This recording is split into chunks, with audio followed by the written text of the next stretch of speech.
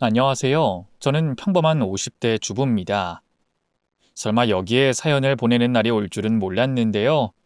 배은망덕한 며느리의 만행을 널리 알리고자 이렇게 썰밥 문을 두드리게 됐습니다. 비록 글솜씨는 없지만 잘 부탁드려요. 자식 복 없는 놈은 남편 복도 없다고. 저는 결혼한 지 7년 만에 남편을 암으로 떠나보냈어요.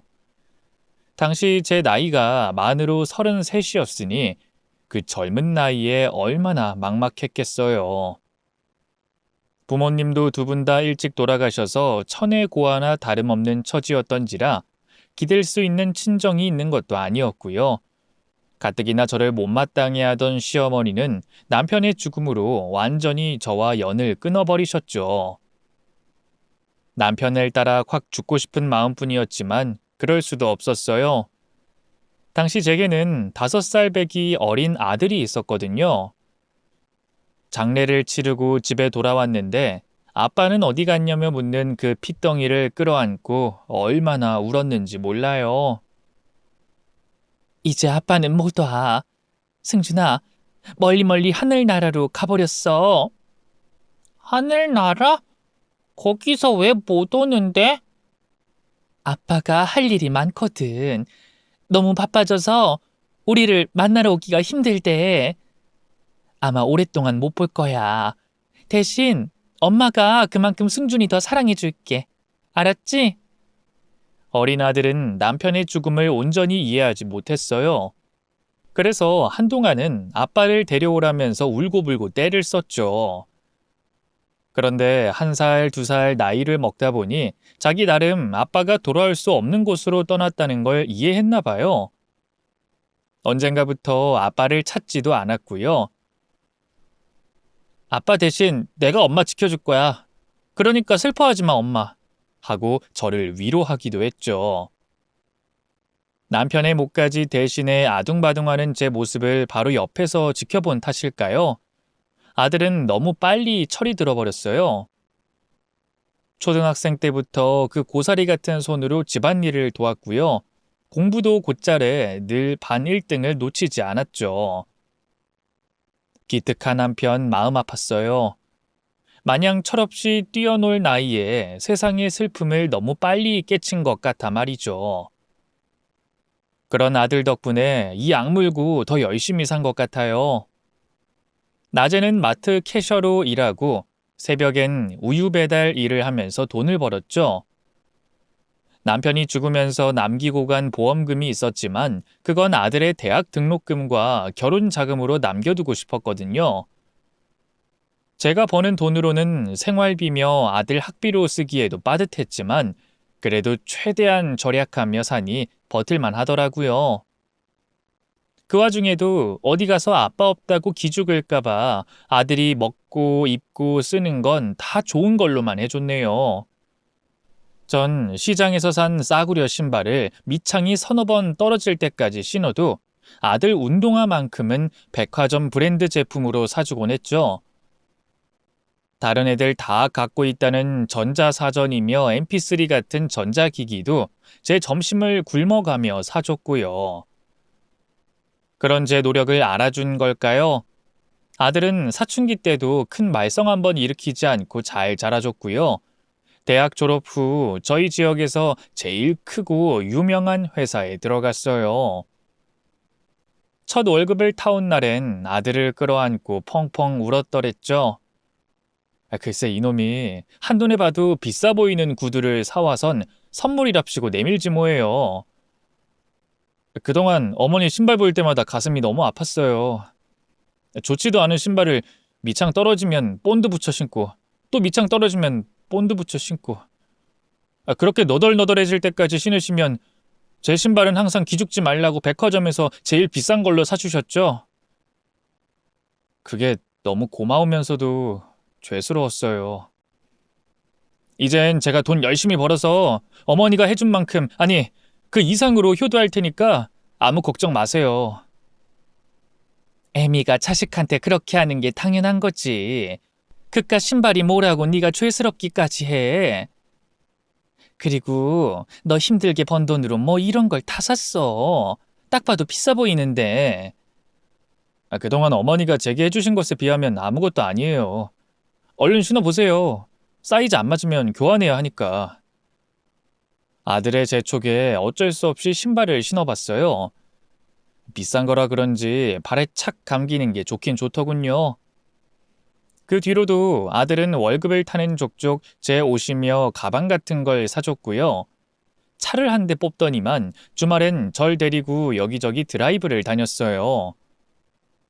그동안 못했던 효도 이제야 하는 거라면서 말이죠. 자식 농사 참 잘 지었다는 생각에 뿌듯하더라고요. 하지만 모자간의 행복한 시간은 그리 길지 않았어요. 아들이 회사 들어간 지 1년쯤 됐을까요?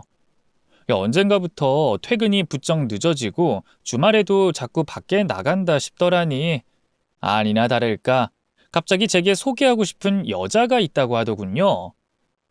갑자기 웬 여자? 너 여자친구 생겼니? 네, 이제 사귄 지 3개월 정도 됐어요. 미리 말씀 못 드려서 죄송해요. 뭐 하는 아가씨인데? 회사에서 만난 거니? 그건 아니고요. 그 회사 앞에 카페에서 만났어요.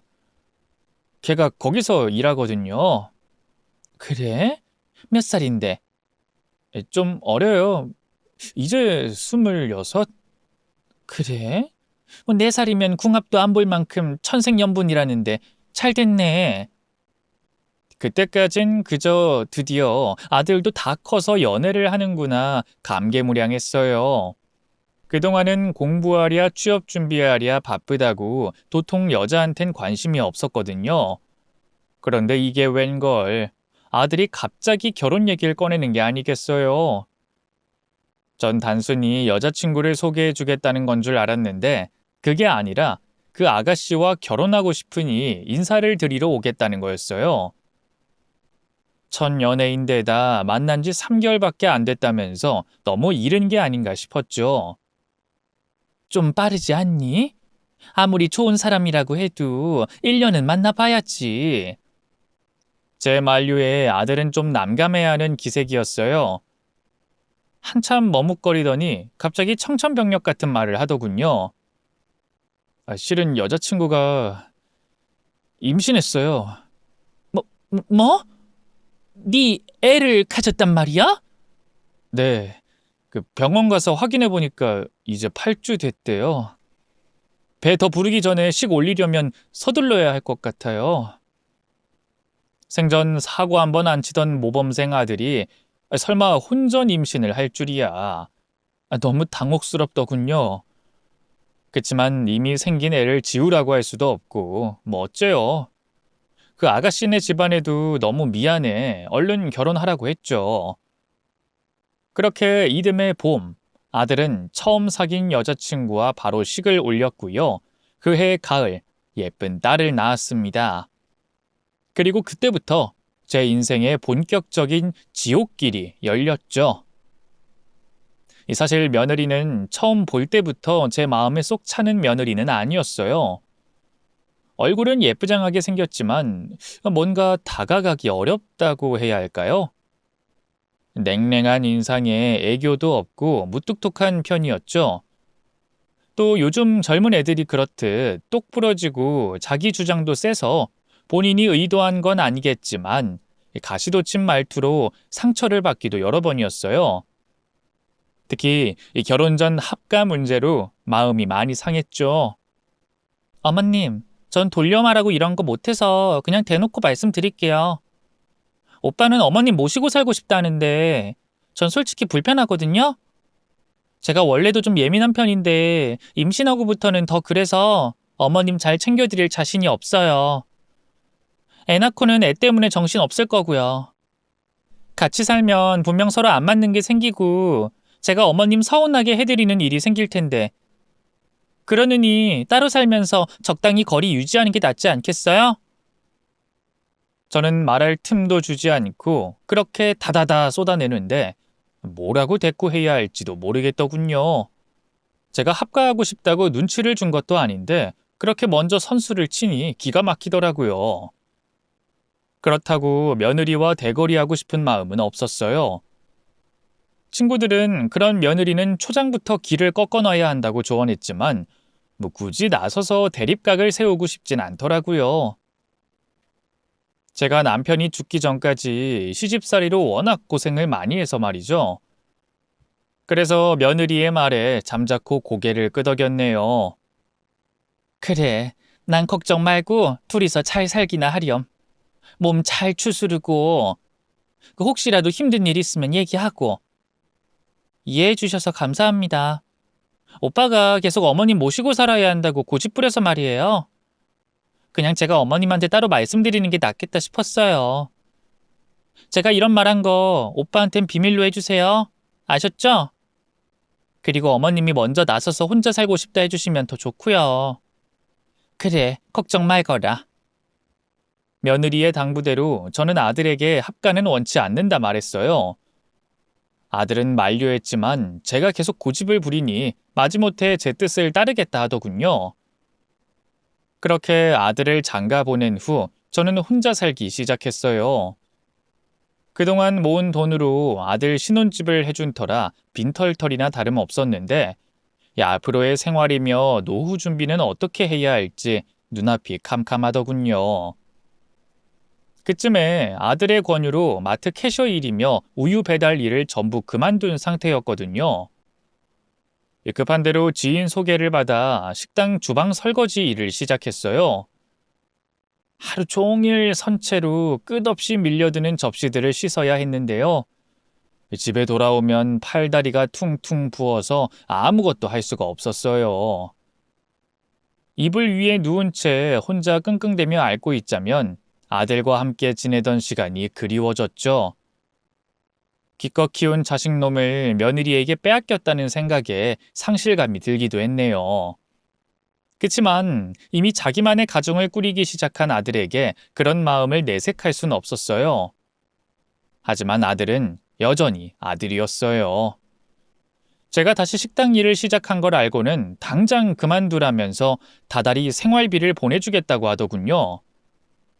괜찮다고 해도 막무가내였어요. 다 큰 아들이 멀쩡하게 회사 생활 잘하고 있는데 굳이 고생을 사서 하세요. 됐으니까 그만두고 친구들하고 놀러도 다니고 취미생활도 하시면서 편하게 지내세요.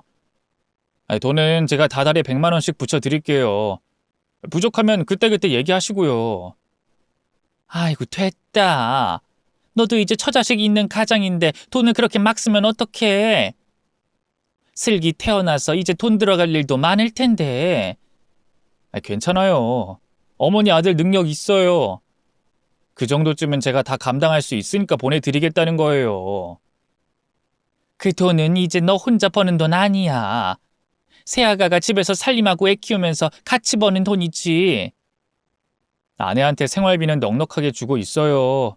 걱정 마세요. 그럼 50만 받으마. 나머지 반은 사돈댁 챙겨줘. 새아가 서운하지 않게. 아들은 결국 마지못해 그렇게 하겠다고 했어요. 그리고 다달이 제게 50만 원씩 보내줬죠. 하지만 저는 그 돈을 쓰지 않고 그냥 모아만 뒀어요. 생활비는 지금처럼 식당 설거지 일에서 번 돈으로 충당하고요. 아들이 보내준 돈은 나중에 시기적절할 때 돌려줄 생각이었어요. 아직 사지 멀쩡한데 괜히 아들에게 손 벌리고 싶지 않았거든요. 그런데 며느리는 그런 제 마음도 모르고 제가 다달이 50만 원씩 가져가는 게 마음에 안 들었나 봐요. 어느 날 연락이 와선 그러더군요. 어머님, 슬기 태어나고 요즘 여기저기 돈 들어갈 때가 너무 많아서요. 저희 친정은 엄마도 그냥 집에 계시고 아버지도 몸이 아프셔서 요즘 일을 많이 못 나가거든요. 근데 어머님은 계속 식당 설거지 일하고 계시는 거죠? 저희가 용돈 굳이 따로 안 챙겨드려도 되지 않나요? 그렇게 대놓고 우는 소리를 하는데 차마 뭐라고 할 수가 없더라고요. 그래서 알겠다고 아들에겐 네가 잘 얘기하라고 했더니 너무나 충격적인 제안을 하더군요. 어머님, 근데 요즘 저희 친정 사정이 말씀드린 것처럼 많이 안 좋거든요. 근데 용돈을 더 챙겨드리고 싶어도 오빠 혼자 외벌이 하니까 눈치가 많이 보이더라고요. 그냥 어머님이 오빠한테 용돈 계속 받는 척하고 그 돈 따로 제 계좌로 보내주시면 안 돼요? 아니, 그게 무슨... 부탁드릴게요. 어머님도 아버님 살아계실 적에 전업주부셨으니까 제 맘 아실 거 아니에요. 남편 돈 친정에 갖다 주는 게 얼마나 눈치 보이는지. 처음엔 황당했어요. 하지만 또 오죽했으면 시어머니인 내게 이런 부탁까지 할까 싶더라고요. 결국 저는 알겠다고 했고요. 그 뒤로 아들이 보내주는 돈을 따로 며느리에게 전해줬습니다.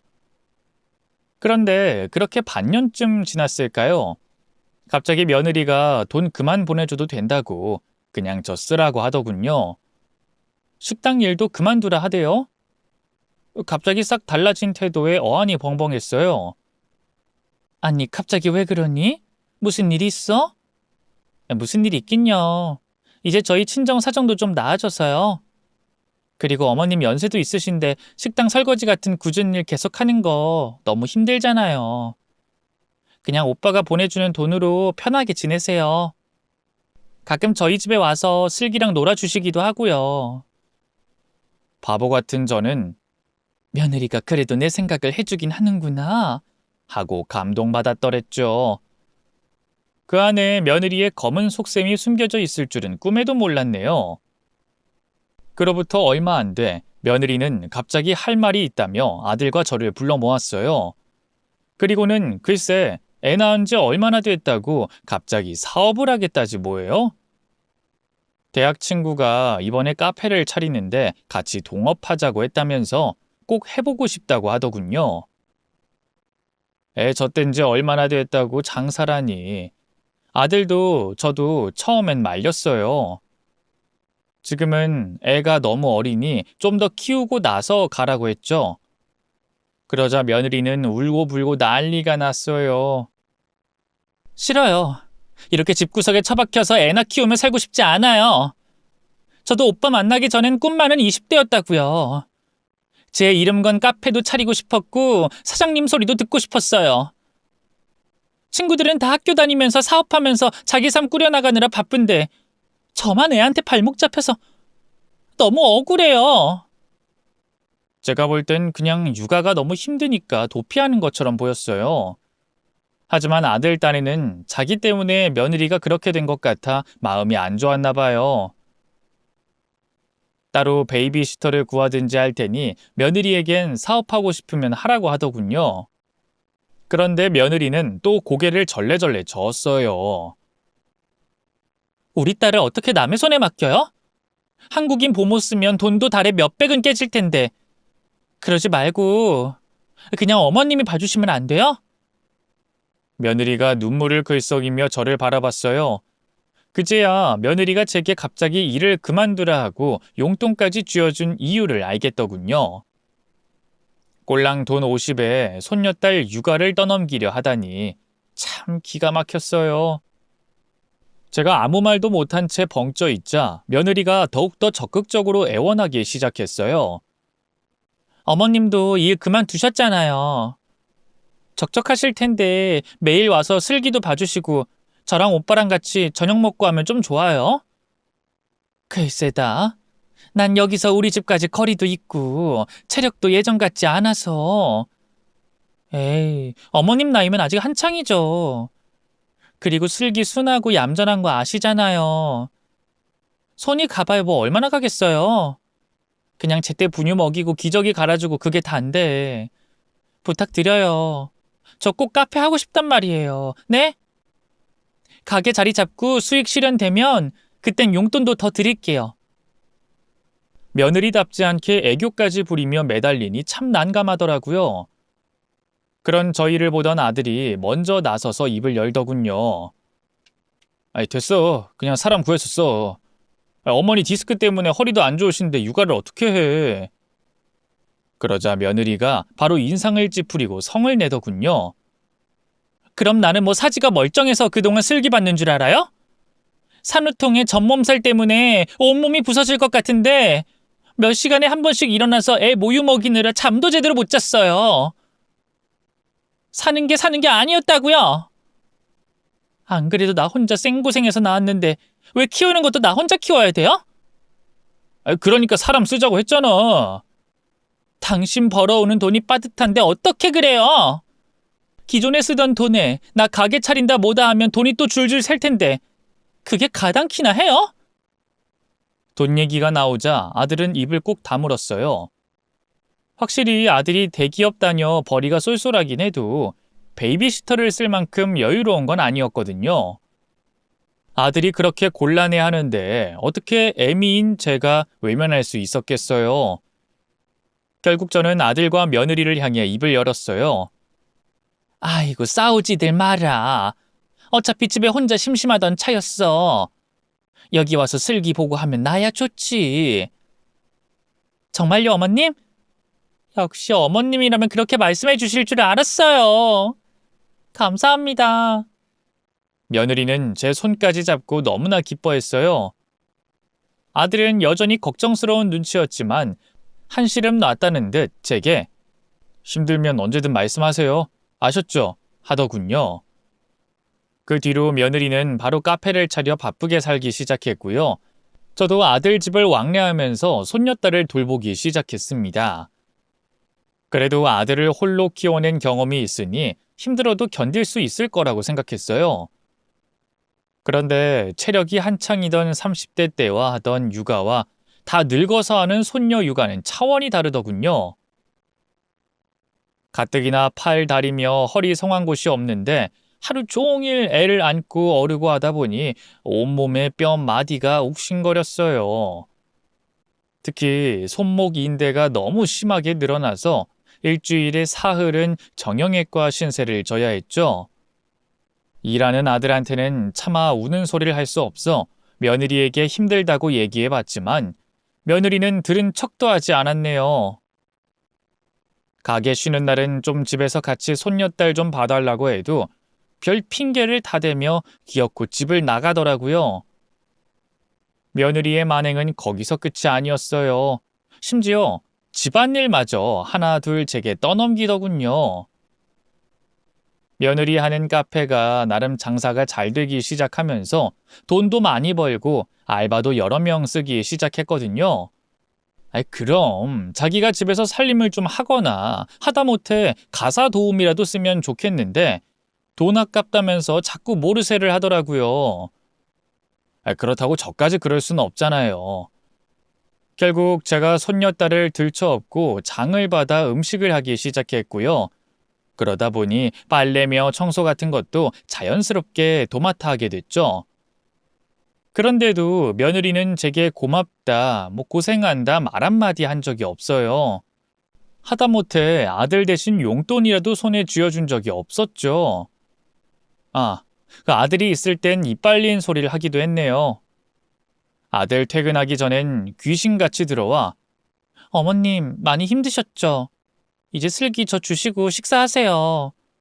어떻게 반찬은 입에 맞을지 모르겠어요. 하면서 가증을 떨곤 했거든요. 아무것도 모르는 아들은 제가 매일 와서 손녀딸만 몇 시간 봐주다 간다고 생각하는 것 같았어요. 억울했지만 굳이 나서서 일을 키우고 싶진 않아 그냥 참았죠. 그래도 손녀딸 키우는 게 마냥 괴롭기만 했던 건 아니에요. 그래도 내 새끼 피 이어받은 아이인데 예쁘지 않을 리가 없었죠. 또 손녀 때문에 아들 집에 왔다 갔다 하면서 생각지도 못한 친구도 사귀었는데요. 바로 맞은편 집에 사는 제 또래 남자였어요. 처음엔 그냥 오며 가며 스칠 때 눈인사나 나누는 사이였는데요.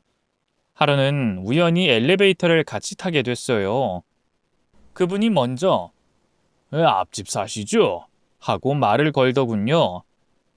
아니요, 여긴 아들 집이에요. 손녀딸 봐주느라 자주 들리고 있어요.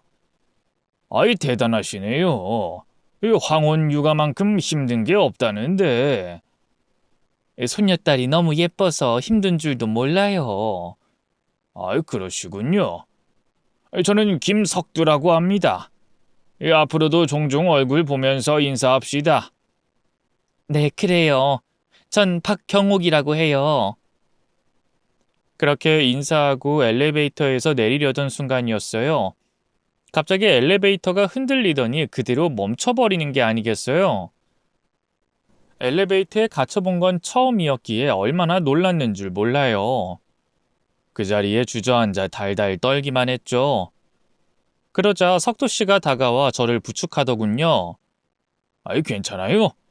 자, 숨 천천히 들이마시고 내쉬어봐요. 이 물도 좀 마시고요. 석도 씨는 가방 속에서 보리차를 꺼내 내밀었어요. 그걸 한두 모금 마시고 호흡하니 조금 진정이 되더군요. 어떡하죠? 엘리베이터가 멈춘 것 같은데. 아이, 나만 믿어요. 금방 구해줄 테니까. 석도 씨는 엘리베이터 층수 누르는 곳으로 다가가 비상벨을 눌렀어요. 처음엔 응답이 없었는데 두어 번 더 누르니 경비실과 연결되더군요. 아, 경비실입니까? 여기 엘리베이터가 멈췄어요. 빨리 사람 좀 불러주세요. 경비 아저씨는 깜짝 놀라 바로 119에 신고했고요. 다행히 저희는 무사히 엘리베이터를 탈출할 수 있었습니다. 안에서 기다리는 내내 석도 씨는 제가 무서워하지 않도록 자기가 살아온 이런저런 얘기들을 해줬어요. 덕분에 저는 그이가 저보다 4살이 많다는 것과 오래전 부인을 떠나보내고 혼자 살고 있다는 걸 알게 됐죠. 저와 마찬가지로 사별했다는 걸 알자 퍽 동질감이 들더군요. 그 뒤로 저는 아들 집에 갈 때마다 석도 씨와 만나면 반갑게 인사를 나눴고요. 나중엔 따로 동네 찻집에서 이런저런 얘기를 나누기도 했어요. 나이 들었다고 해서 연애 감정이 없어지는 건 아니잖아요. 시간이 흐를수록 저와 석도 씨는 서로 이성적인 호감을 품게 됐고요. 어느 순간부터 데이트 비슷한 것도 하게 됐죠. 그치만 그보다 더 관계가 진전되진 못했어요. 제가 손녀딸을 키우느라 도통 시간을 낼 수 없었거든요. 손녀딸은 자랄수록 자기 엄마보다 저를 더 따랐어요. 며느리는 툭하면 카페에 일이 생겼다 뭐다 하면서 밖으로만 도니 당연한 일이었죠. 보통 어린애들은 울 때 제 엄마를 찾잖아요. 그런데 손녀딸은 울 때도 저를 먼저 찾았어요. 밤에 악몽을 꿀 때도 유치원에 갔다 와서도 제일 먼저 제 품에 안겼죠. 그런데 그게 며느리 눈엔 못마땅했나 봐요. 제게 딸을 빼앗긴 것 같다는 말을 농담처럼 몇 번 하더니만 어버이날에 결국 폭발하고 말았죠. 손녀딸이 유치원에서 카네이션을 만들어 왔는데요. 돌아오자마자 하나는 저를 주더니만 다른 하나는 제 아빠한테 주지 않겠어요? 며느리가 자기 건 어딨냐고 묻자 새침하게 입을 열더군요. 한 사람당 2개씩만 만들 수 있었어. 그래서 엄마 건 없어. 아니, 그럼 엄마랑 아빠한테 줬어야지. 왜 할머니한테 줬어? 엄마보다 할머니가 더 좋으니까. 엄마는 맨날 집에 없잖아. 부모님의 날에 유치원 온 적도 없고. 손녀딸의 똑부러진 대꾸에 며느리는 큰 충격을 받은 눈치였어요. 이젠 자기 딸에게 신경 좀 쓰려나 싶었는데 그러긴커녕 아주 생각지도 못한 방법을 쓰더군요. 글쎄, 제게 앞으로는 집에 오지 말라지 뭐예요?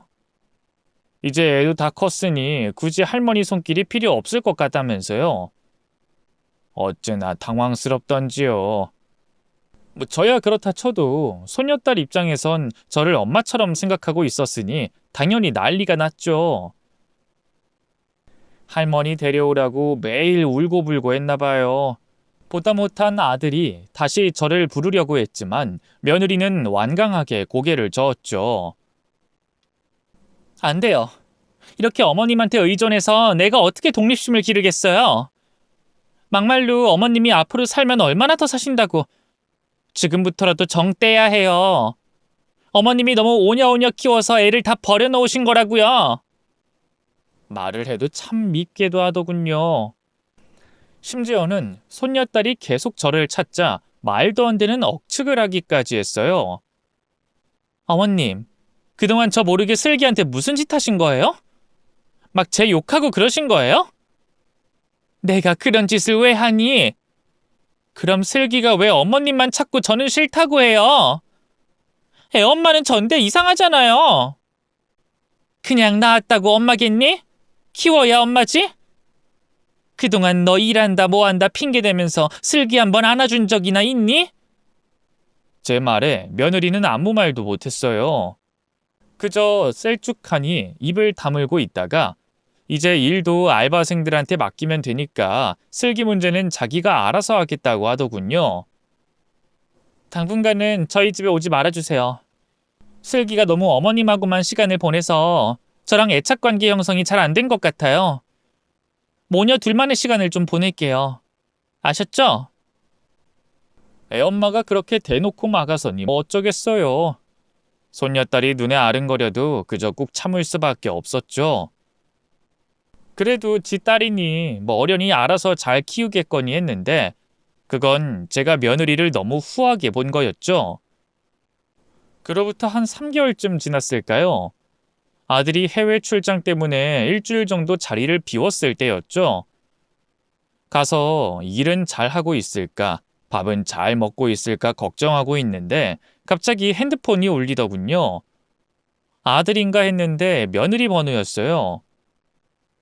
평소 며느리는 뭐 부탁할 게 있을 때가 아니면 절대 먼저 연락하지 않았거든요. 그래서 이번엔 또 뭘 시키려나 싶어 한숨을 삼키며 전화를 받았더랬죠. 그런데 수화기 너머로 들려오는 앳된 목소리에 저는 깜짝 놀라고 말았습니다. 여보세요? 할머니? 전화를 한 사람은 며느리가 아니라 손녀딸이었어요. 엄마 핸드폰으로 버튼을 눌러 자기가 건 것 같더라고요. 기특했던 것도 잠시, 수화기 너머로 꺼이꺼이 우는 소리가 들리기 시작해 얼마나 당황했는지 몰라요. 슬기야, 왜 울어? 무슨 일 있는 거야? 할머니, 나 할머니 보고 싶어. 요즘 왜 안 와? 이제 슬기가 싫어졌어? 울며 불며 저를 찾는 손녀딸의 목소리를 들으니 가슴이 미어졌어요. 아이고, 네가 왜 싫어? 할머니가 우리 손녀딸 얼마나 사랑하는데. 그럼 얼른 나 보러 와. 같이 놀자, 응? 그래, 알겠으니까 그만 울어. 그러다 탈진할라.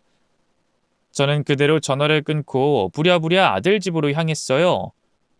아이 우는 것에 마음이 급해져 며느리에게 연락할 생각도 못했죠. 초인종을 누르니 손녀딸이 직접 문을 열어줬어요. 엄마는 뭐하냐고 물어보니 방에서 자고 있다고 하더군요. 그때가 벌써 정오가 한참 지난 시간이었는데 글쎄 밥도 안 먹었다 하더라고요. 바로 주방으로 가 손녀딸 밥부터 챙겨 먹였어요. 그때까지도 며느리는 계속 자고 있었죠. 고민하다 제가 왔다는 걸 알리긴 해야겠다는 생각에 안방으로 다가갔어요. 그리고 문을 열었는데 열자마자 술 냄새가 어찌나 나던지. 보아하니 친구들하고 전날 술을 잔뜩 퍼마신 것 같더라고요. 애기 엄마가 돼서 딸 밥 줄 생각도 않고 잠만 퍼자고 있다니 참 기가 막히더군요. 저는 침대맡으로 다가가 며느리를 깨우기 시작했어요. 아가, 일어나렴. 밥 차려놨으니 일어나서 얼른 먹어. 평소 본인이 얼마나 예민한지 피력하던 며느리답게 제가 깨우자마자 바로 일어나더군요. 잠에 취해 비몽사몽하던 것도 잠시, 막 정신이 들었는지 얼굴을 찌푸리더라고요. 어머님이 여긴 어쩐 일이세요? 제가 당분간 오지 말라고 했잖아요. 저는 손녀딸이 제게 전화해서 울었다는 자초지종을 설명했어요. 당연히 면목 없어 할 줄 알았는데 오히려 마구 화를 내더군요. 그렇다고 해도 연락도 없이 찾아오시는 법이 어딨어요? 아니, 난 슬기가 너무 서럽게 울길래. 그럼 저를 깨워서 바꿔달라고 했으면 됐잖아요. 제가 분명히 말씀드렸죠. 슬기랑 저 둘의 시간이 필요하다고. 아니, 난 됐으니까 앞으로는 이렇게 연락도 없이 찾아오지 마세요. 여기가 어머님 집도 아니고 엄연히 남의 집인데 너무 몰상식하신 거 아니에요? 앞으로 한 번만 더 연락 없이 찾아오면 저도 가만 안 있을 거예요. 아셨어요? 남의 집이라니. 그래도 저는 가족이라 여겼는데 며느리가 그렇게 말하니 참 서운하더군요. 하지만 어쨌든 손녀딸 전화만 받고 연락도 없이 불쑥 찾아온 건 제 잘못이었으니까요. 며느리가 마음 상할 만도 하다 애써 이해하려고 했죠. 그래, 미안하다. 내가 생각이 짧았다.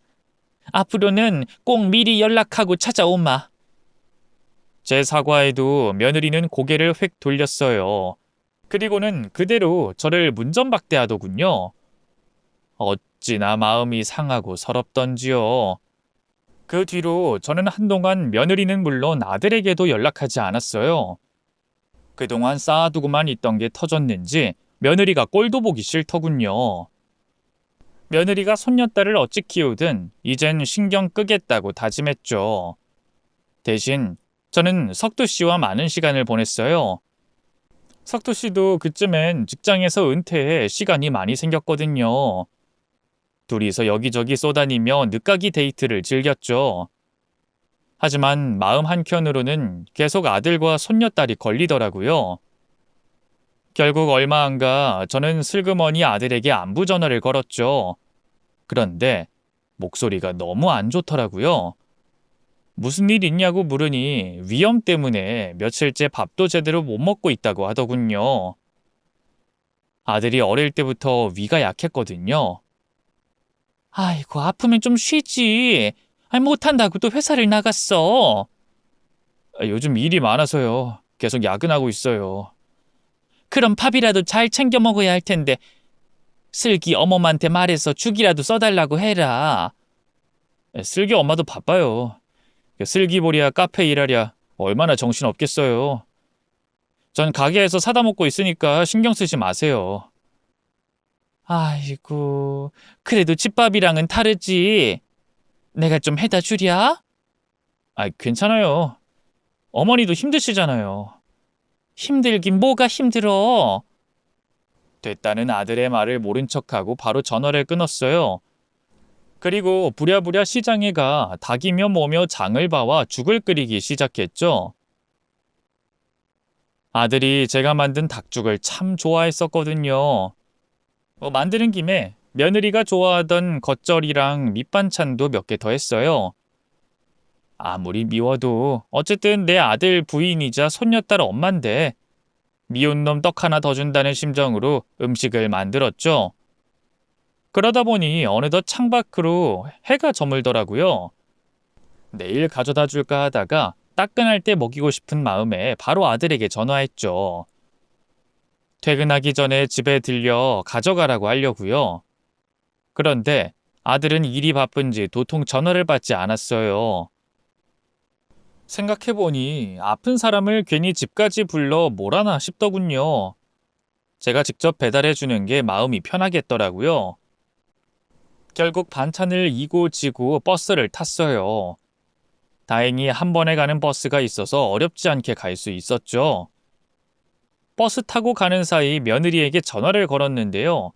자고 있었는지 목소리가 비몽사몽이더라고요. 아가, 승준이 아프다고 해서 죽을 좀 썼거든. 너 좋아하는 반찬도 몇 개 만들었으니 지금 가져다 줄게. 냉장고에 넣어놓기만 하고 바로 갈 테니까 걱정하지 말거라. 아, 네. 뭐 알아서 하세요. 새아가는 잠에 잔뜩 취한 목소리로 대답하더니 그대로 전화를 끊어버렸어요. 꼴을 보아하니 또 전날 늦게까지 친구들과 술을 마신 것 같더군요. 손녀딸은 혼자 거실에 앉아 텔레비전이나 보고 있을 생각을 하니 가슴이 미어지더라고요. 한 30분쯤 버스를 타고 가 정류장에서 내렸어요. 아들 집까지는 10분 정도 걸어야 했는데 반찬 더미를 이고 지고 걷다 보니 한겨울에도 땀이 뻘뻘 나더군요. 확실히 나이가 드니 체력이 떨어지는지 숨이 턱까지 차더라고요. 아들 집 앞까지 도착했을 땐 이미 기진맥진한 상태였죠. 그래도 아들과 며느리가 죽이랑 반찬 보고 좋아할 생각을 하니 힘이 났어요. 초인종을 누르자 손녀딸이 바로 문을 열어주더군요. 할머니, 여긴 어떻게 왔어?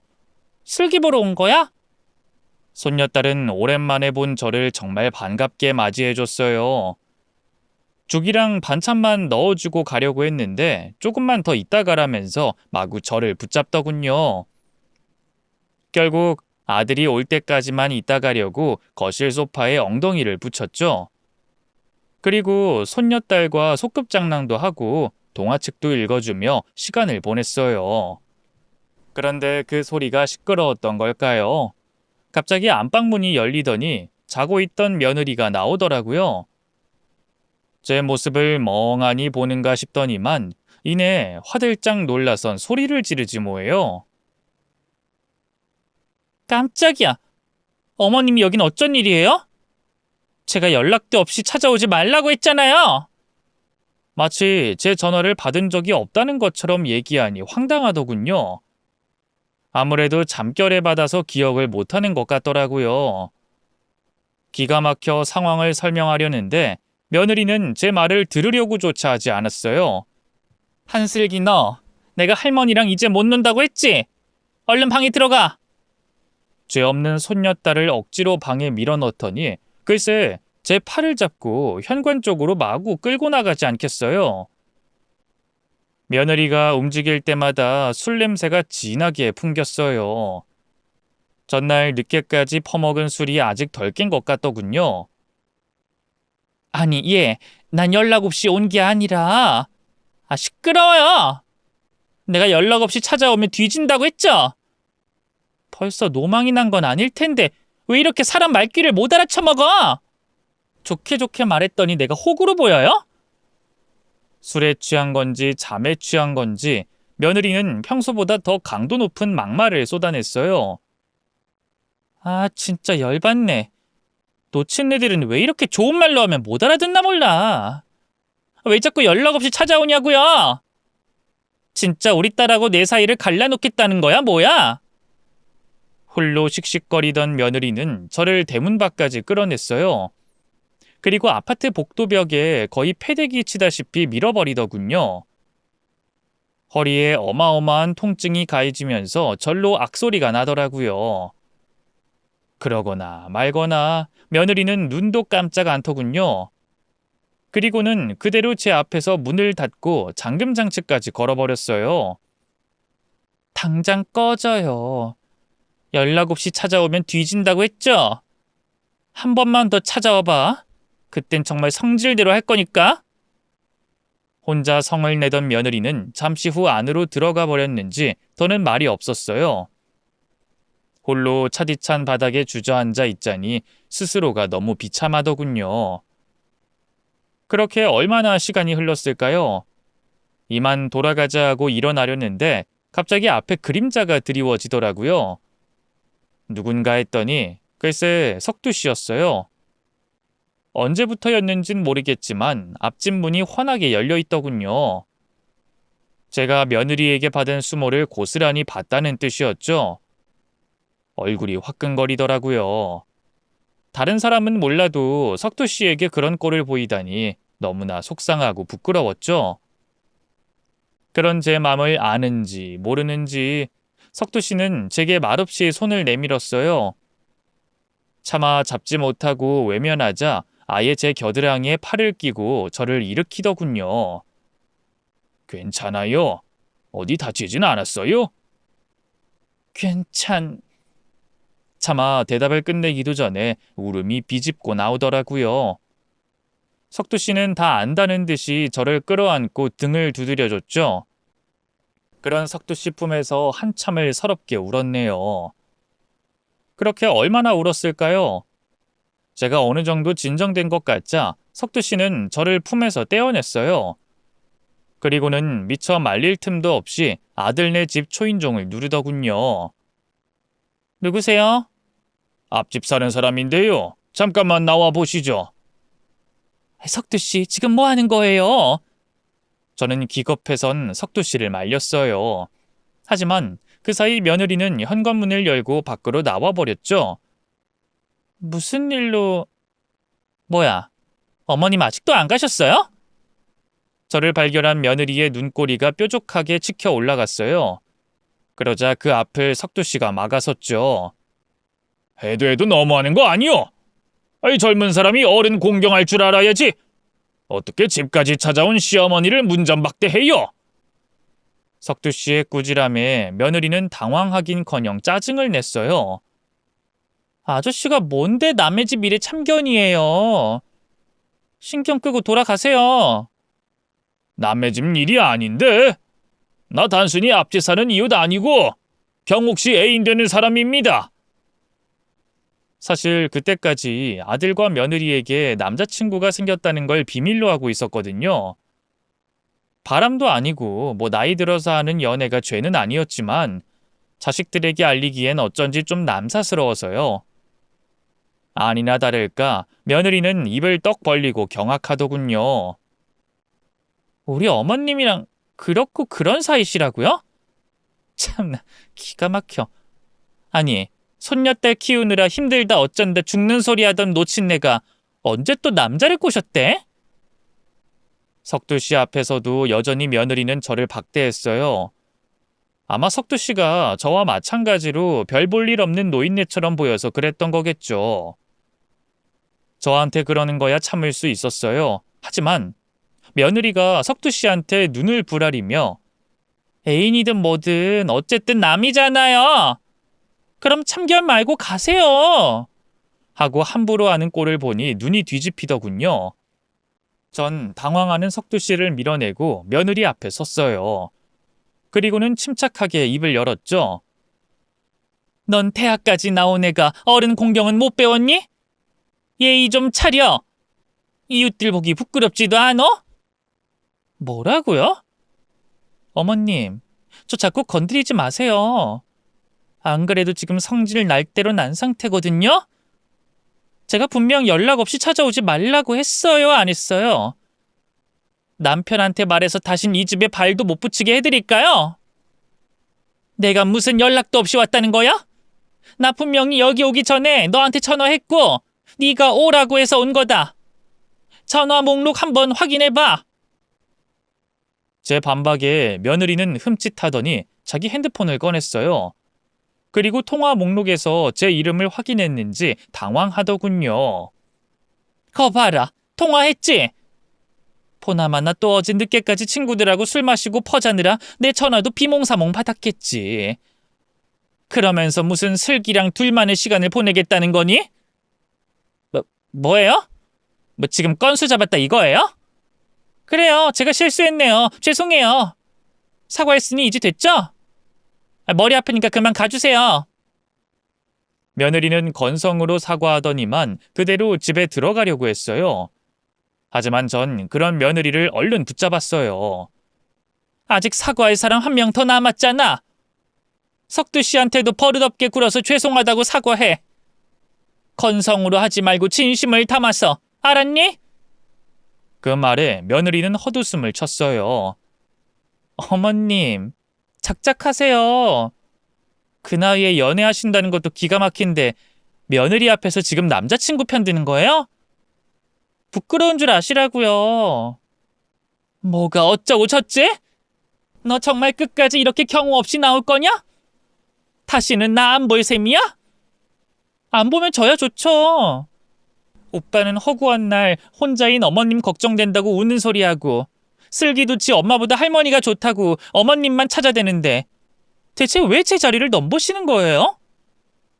그러지 말고 그냥 다른 남자랑 결혼을 하든 뭘 하든 해서 제발 저희 가족 인생에서 좀 꺼져주세요. 네? 며느리는 이때다 싶었는지 감춰뒀던 속마음을 적나라하게 토해냈어요.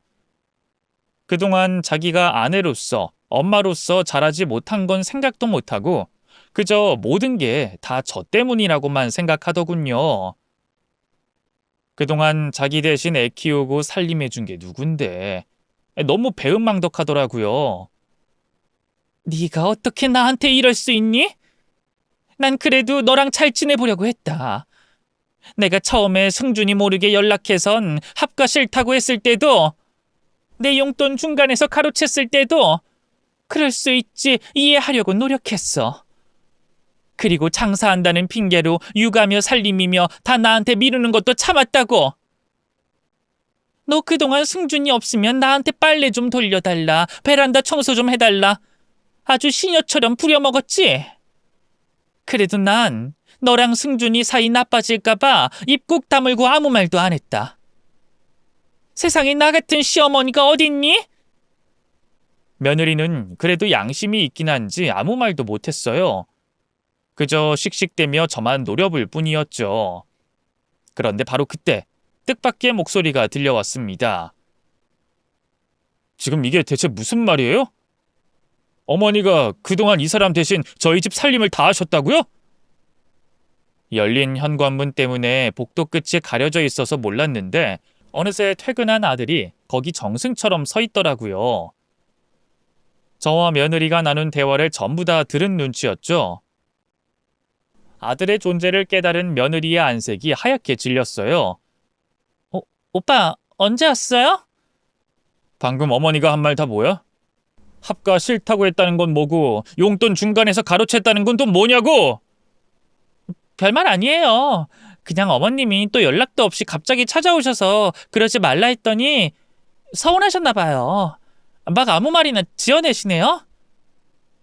며느리는 황당한 거짓말로 위기를 모면하려 했어요. 그동안 아들 앞에서만큼은 현모양처인 척, 고부관계가 좋은 척 굴었으니 그럴만도 했죠. 하지만 어떻게 하늘을 손바닥으로 가릴 수 있겠어요. 뭔가 이상한 낌새를 느낀 아들은 제게도 상황 설명을 요구했고요. 결국 전 그동안 며느리와 있었던 일들을 전부 얘기했어요. 제 핸드폰이 자동 통화 녹음 기능이 설정돼 있거든요. 아들이 혹시라도 믿지 않을까봐 그동안 며느리와 나눈 통화 내역이며 돈을 보내준 계좌 내역까지 싹 보여줬네요.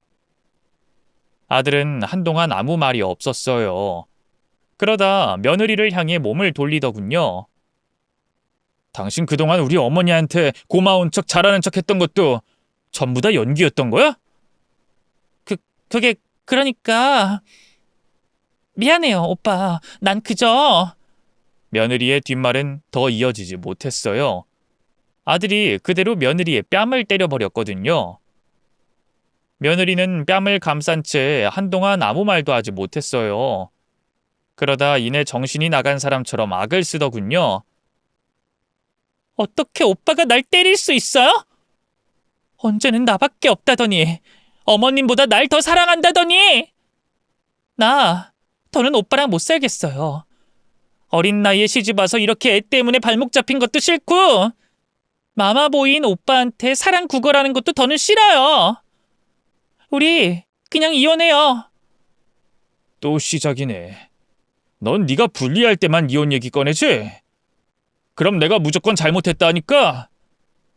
근데 네 말대로 난 마마보이라서 다른 건 몰라도 우리 어머니한테 함부로 한 여자하고는 더는 못 살아. 그래, 네 말대로 이혼하자.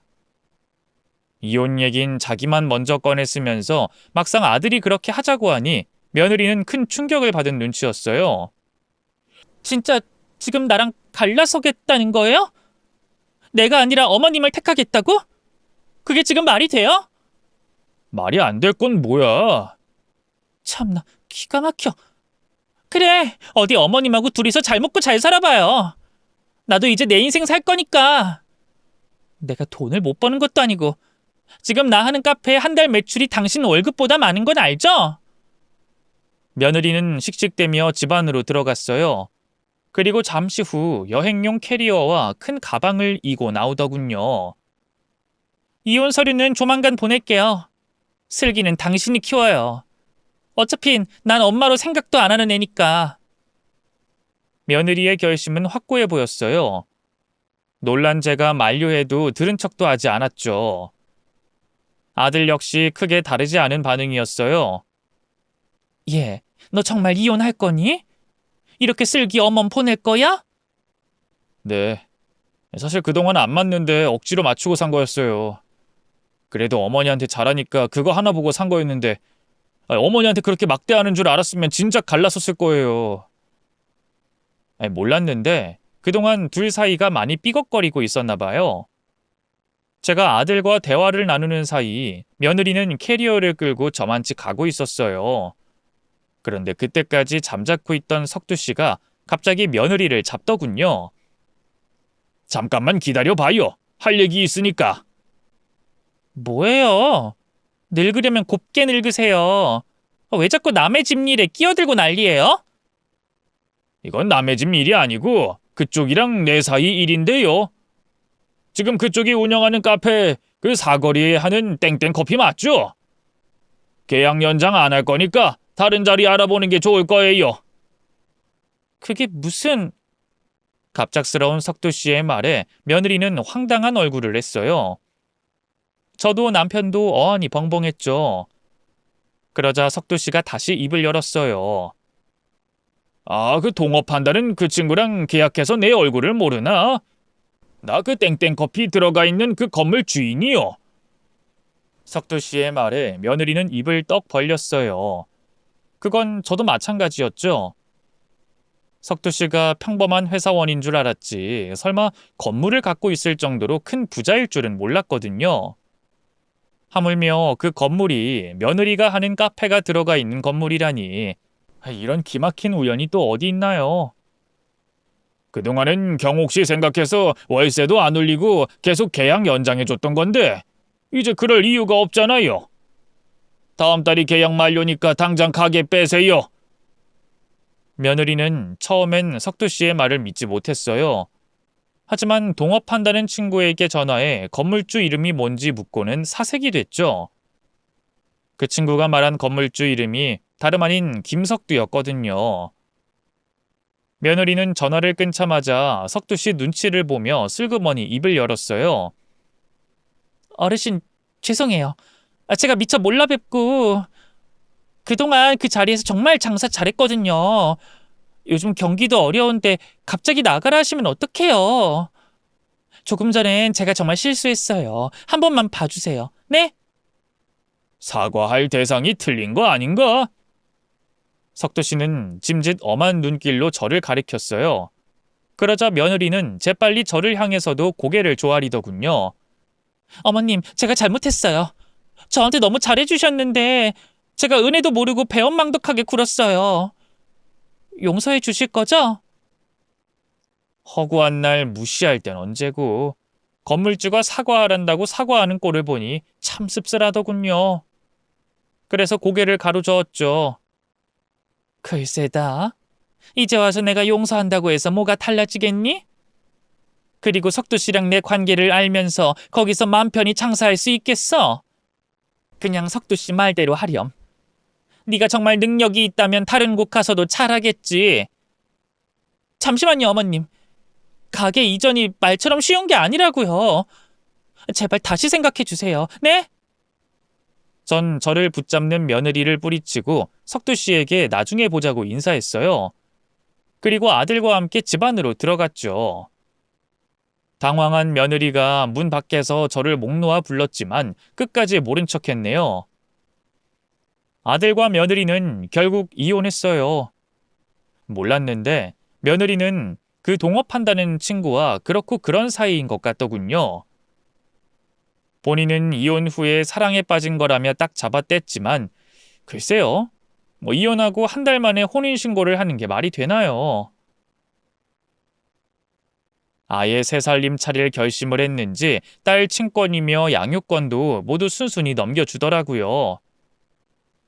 졸지에 엄마를 잃게 된 손녀딸이 어찌나 가엾던지요. 한편으로는 그런 엄마 밑에서 크느니 제가 키우는 게 낫다 싶기도 했지만요. 그래도 인과응보란 게 정말 있긴 한가 봐요. 며느리가 하던 카페는 가게를 이전하고 얼마 안 돼 망해버렸고요. 빚는 걸 메꾸려고 사채까지 끌어 썼다가 결국 빚더미에 앉았다고 하더군요. 새 남편과도 그 일로 사이가 완전히 틀어져 허구한 날 싸운대요. 아마 조만간 또 이혼하지 않을까 싶어요. 반면 저는 누구보다 잘 지내고 있어요. 석두 씨와는 얼마 전 살림을 합치고 정식으로 부부 사이가 됐고요. 아들 역시 이혼의 아픔을 이겨내고 좋은 여자 만나 재혼했답니다. 새 며느리는 아들이랑 같은 회사 다니던 동료였는데요. 제 손녀딸도 친딸처럼 사랑으로 키워주고 있어요. 제게도 어머님, 어머님 하면서 얼마나 살갑게 구는지 모른답니다. 인생사 새옹지마라고 제 인생에도 이런 봄날이 찾아왔네요. 긴 얘기 들어주셔서 감사합니다. 모두 행복하세요.